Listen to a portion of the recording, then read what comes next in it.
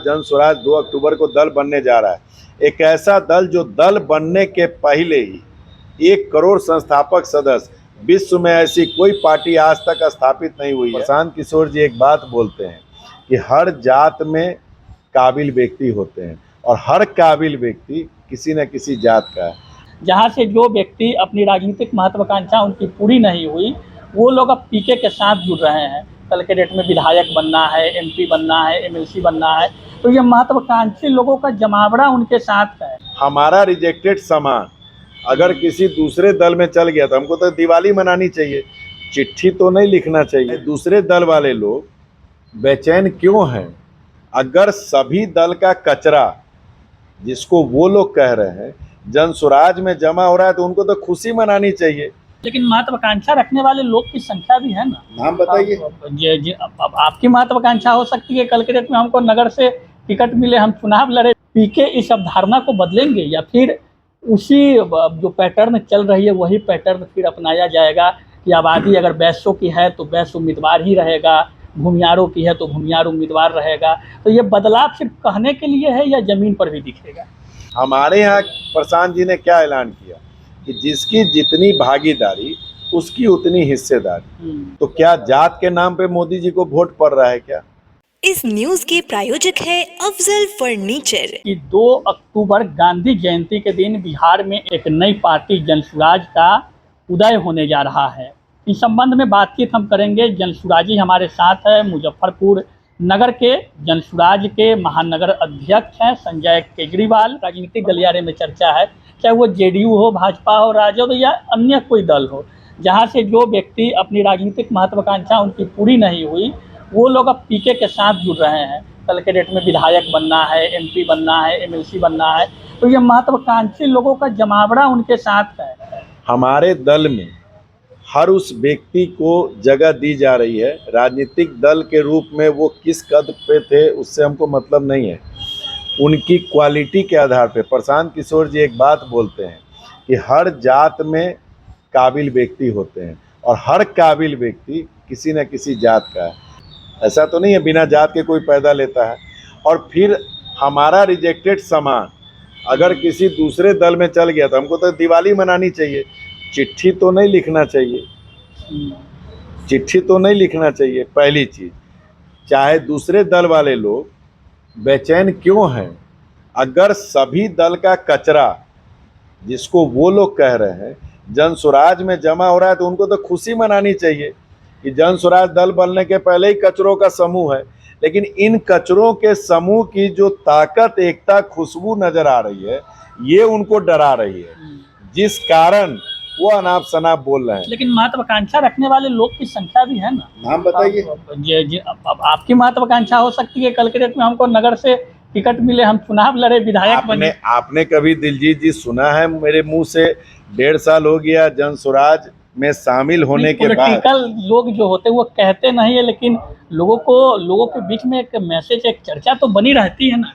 जिस दल में जब आप ज्वाइन करते हैं तो एक चीज हमेशा ध्यान में रखिए कि हर राजनीतिक कार्यकर्ता की, हर सामाजिक कार्यकर्ता की एक भावना होती है कि मैं बड़े से बड़े पद पे जाऊं।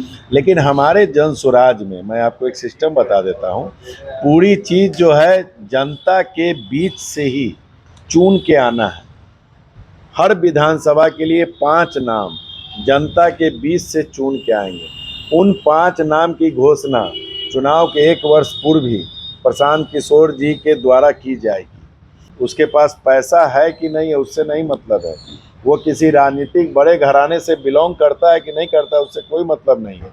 वो व्यक्ति ईमानदार छवि का, कर्मठ व्यक्ति, कर्मशील व्यक्ति, कर्मयोगी व्यक्ति होना चाहिए, यह मापदंड है।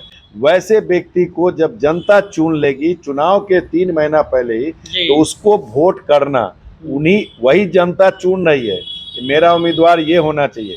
वो उम्मीदवार संजय केजरीवाल हो नगर विधानसभा से, दिलजीत जी हो या कोई और हो, जो भी होगा, हर जन स्वराजी ने प्रतिज्ञा ली है कि जो जन स्वराजी जनता के बीच से जिसके नाम पे मोहर लग के आएगी, प्रशांत जी उसको मैदान में छोड़ देंगे और उसको तमाम जन स्वराजी मिल के बिहार विधानसभा में भेजने का काम अच्छा, करेंगे। एक चीज़ और समझना आपसे यह चाहेंगे, तमाम पॉलिटिकल दल जातीय समीकरण के आधार पे टिकट का वितरण करते, इसमें कोई दो राय नहीं है, या लोकसभा हो विधानसभा हो।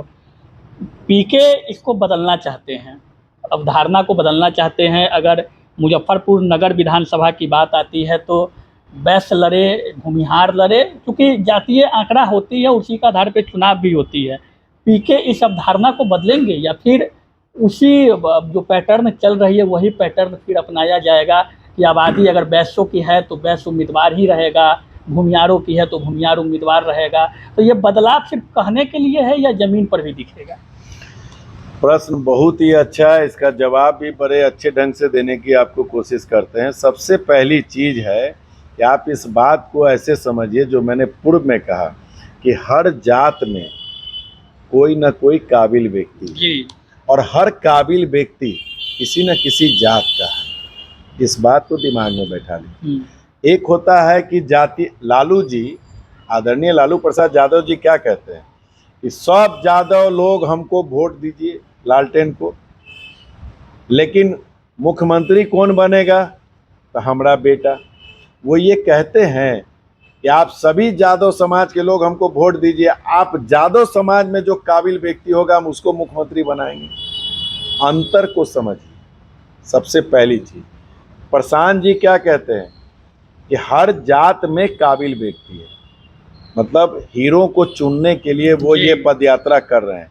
अब मुजफ्फरपुर के समीकरण में आपने कहा भूमिहार समाज से, वैश्य समाज से, तो वैश्य समाज में अगर कोई काबिल व्यक्ति हो, भूमिहार समाज में कोई काबिल व्यक्ति हो, जनता के द्वारा उस पर मोहर लगे, उसको प्रशांत जी मैदान में छोड़ेंगे अपना रन बाकुड़ा बना के।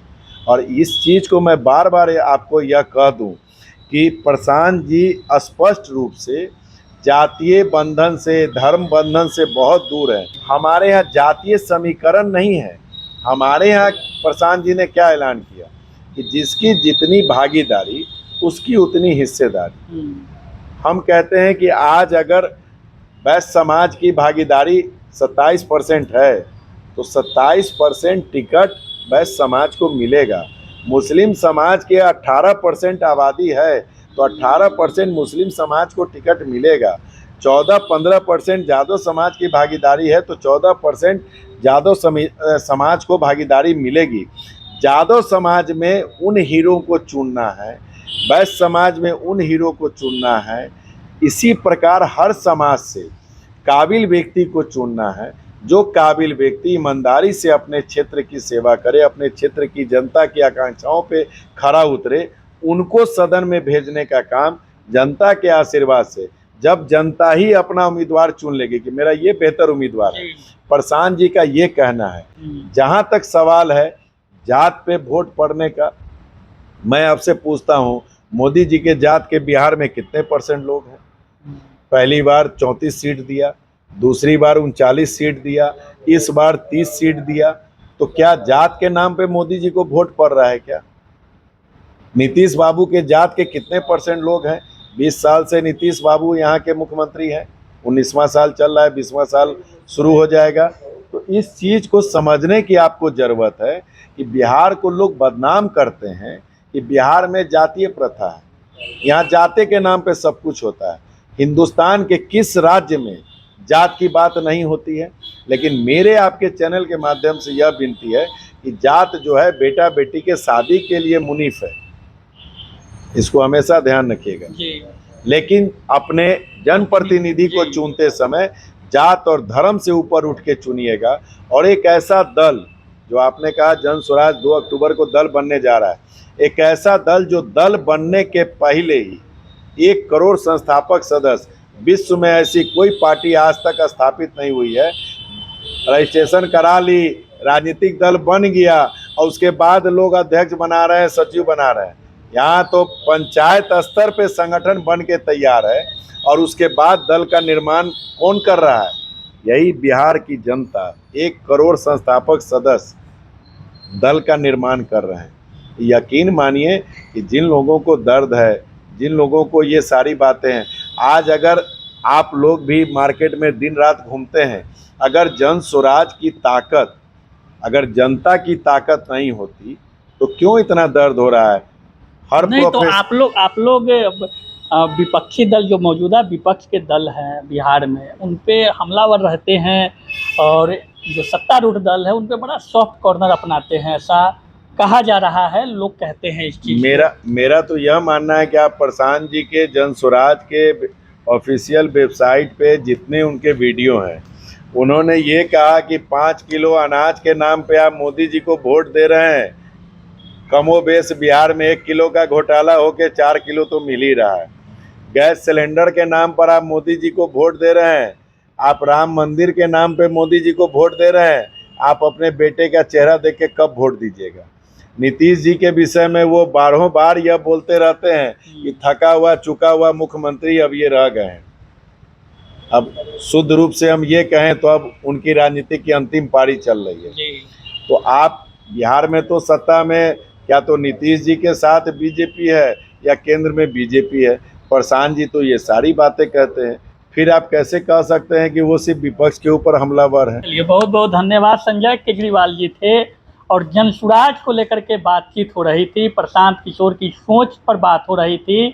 राष्ट्रीय रणनीतिकार की उनकी पहचान है, अब राष्ट्रीय स्तर की नेता की पहचान बनाने चले हैं और इस ओर अग्रसर भी है। 2 अक्टूबर को जनसुराज पार्टी का उदय होगा। शादी का फर्नीचर सेट 34,500 से स्टार्ट। AFZ फर्नीचर के ऑफिशियल यूट्यूब चैनल पर विजिट करिए विशेष जानकारी के लिए और परचेज करिए बिहार के सबसे बड़े शोरूम से।